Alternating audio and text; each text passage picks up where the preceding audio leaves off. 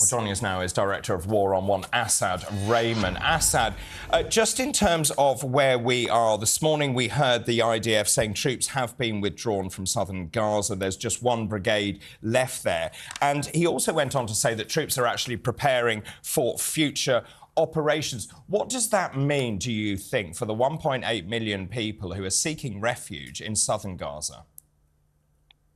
Well, I think what it means is more violence, more death, as you rightly said.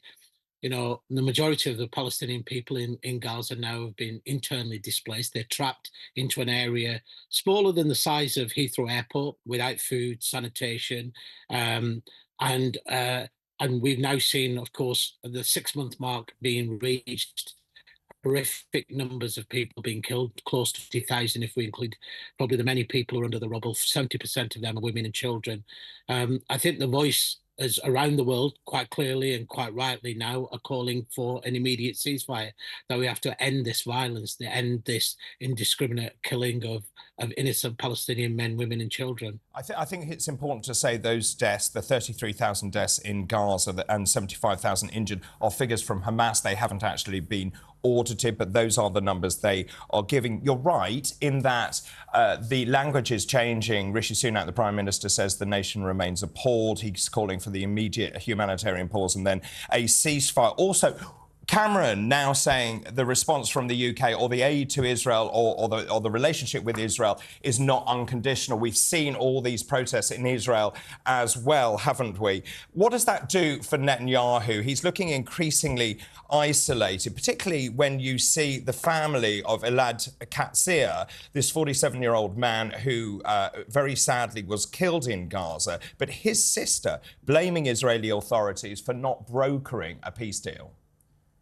Well, and that's been true for quite a while, that a number of Israeli families of hostages have been also protesting, saying that the Israeli Defense Force and the Israeli government strategy in Gaza, which seems to be indiscriminate scale of violence. I mean, it's unprecedented. We've seen, you know, a record number of the most ever in modern history of journalists killed, aid workers killed, medics killed, children killed.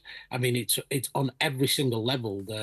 What we thought were the rules of war have been broken, and international law seems to be lying in ruin. So it's quite right now that there is these growing voices saying this must come to an end.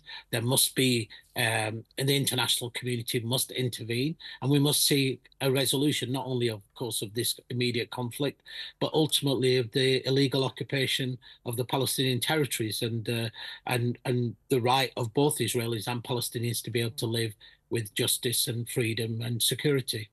And Asad, you obviously work, you're a director of War on One. You come from a charitable background, and presumably you want to see a future that involves peace. We've seen that Netanyahu now rejecting the idea of a two-state solution. From your personal opinion and your experience having worked with people connected to the area, do you think a two-state solution is actually possible, or either that both sides actually want to achieve that peace? Well, look, I mean, it's the right of absolutely everyone to be able to live with freedom. And this is a UN resolution. We have to remember that the UN, you know, partitioned what is now called Israel and the occupied Palestinian territories, and guaranteed the Palestinians a right to a state. And that was guaranteed again when in the Oslo agreements. And since then, we've seen a brutal occupation. I mean, people forget that, for example, Gaza has been under an illegal blockade for 15 years. The West Bank and Gaza that have been under occupation since 1967. That has to stop. I mean, and it's not just occupation in abstract terms. I mean, every part of Palestinian life is governed by the Israeli state, whether that be your right to move, your right to marry, the right to go from one town to the next town. And we, of course, seen in the West Bank increasing numbers of Israeli settlers, extremist settlers, seizing land and displacing people from their homes. Asad, Asad, I just need to jump in because Nicola spoke about the two-state solution. Is that the answer there? We know Hamas also will not entertain a two-state solution. They seem to be intractable. When we're looking at these ceasefire talks which are taking place with the US, with the Qataris, with Egypt, Israel and Hamas, by the way, they're not talking directly to each other. They're poles apart in what they want to achieve in terms of Hamas and Israel. And to be fair to Israel, Israel has a point. There is a deal on the table. Hamas won't entertain that either. Look, I mean, I'm not here to either defend or try and articulate what the position of both the Israeli state or Hamas is in these negotiations. But you know, what we need is a lasting ceasefire, and that does mean that what cannot happen, and what many people are worried about, is not simply about that the end of this sequence of violence, but that this will be an opportunity that Israel uses to change the demographics of Gaza. I displace people permanently from the north of Gaza. Remember, it's a tiny territory, one of the crowded places in the world, to push people either out of Gaza in the long run.